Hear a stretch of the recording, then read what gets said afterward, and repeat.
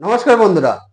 ভারত এবং বাংলাদেশের মধ্যে 3টি টি-20 ম্যাচের সিরিজ হবে এবং তার জন্য কিন্তু ভারতীয় দল ঘোষণা হয়েছে। তো যদি আমরা দেখি যে প্রথম ম্যাচ কিন্তু 6 অক্টোবর গালিয়ার ইন্টারন্যাশনাল স্টেডিয়ামে হবে।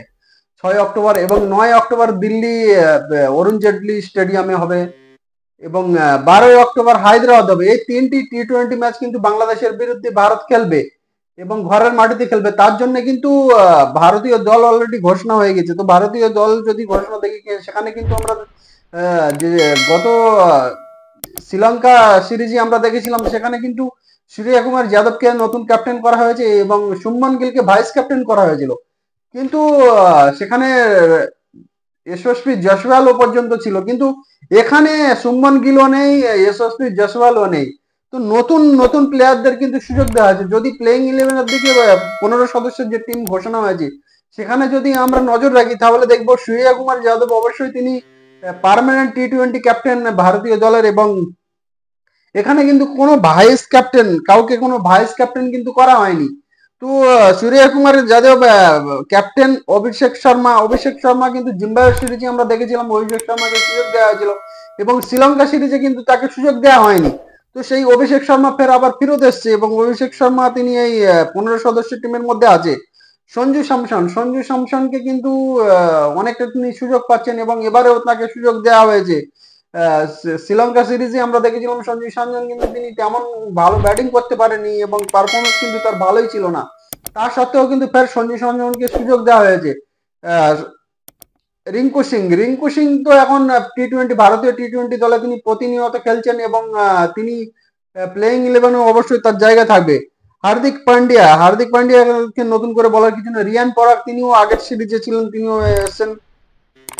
নীতিশ কুমার রেড্ডিকে কিন্তু জিম্বাবুয়ে সিরিজে তাকে সিলেক্ট করা হয়েছিল, কিন্তু তার ইনজুরির জন্য তাকে তার বদলি হিসেবে কিন্তু শিবম দুবেকে জায়গা দেওয়া হয়েছিল। তো নীতিশ রেড্ডি সেই যে ইনজুরি, তার একটা ছোট ইনজুরি হয়েছিল, সেই ইনজুরি থেকে তিনি কিন্তু কামব্যাক করেছেন এবং তিনি ফেরত এসেছেন এবং বাংলাদেশ সিরিজে কিন্তু তার 15 সদস্য টিমের মধ্যে তার জায়গা হয়েছে। শিবম দুবে অবশ্যই তিনি থাকবেন।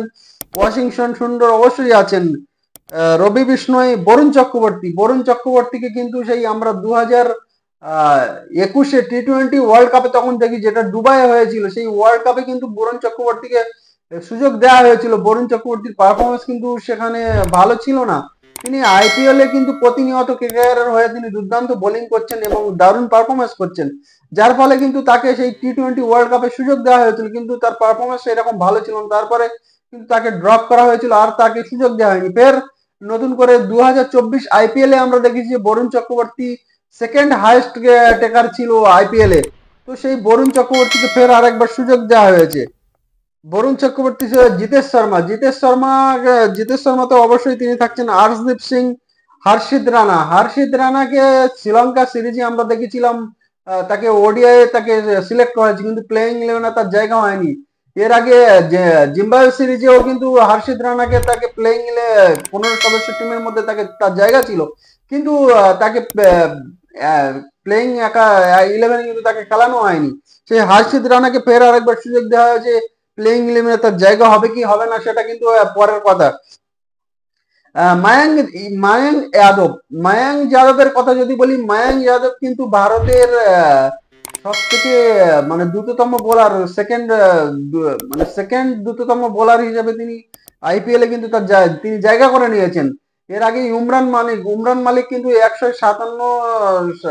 157 স্পিডে, প্রতি ঘন্টায় 157 কিলোমিটার গতিবেগে কিন্তু তিনি বল করে তিনি ভারতীয় বোলারদের মধ্যে হাইয়েস্ট স্পিড বোলার কিন্তু হয়ে গেছিলেন। তারপরে 2024 আইপিএল এ মায়াঙ্ক যাদবের কথা যদি বলি, তিনি কিন্তু দুর্দান্ত বোলিং করেছেন এবং তার স্পিড প্রায় 150 কিলোমিটার প্রতি ঘন্টায়, যে তার বোলিং, সেই বোলিং এ কিন্তু সবার নজর কেড়ে নিয়েছিলেন এবং আইপিএল এ লগ্ন সুপার জয়েন্টের হয়ে তিনি খেলেছিলেন।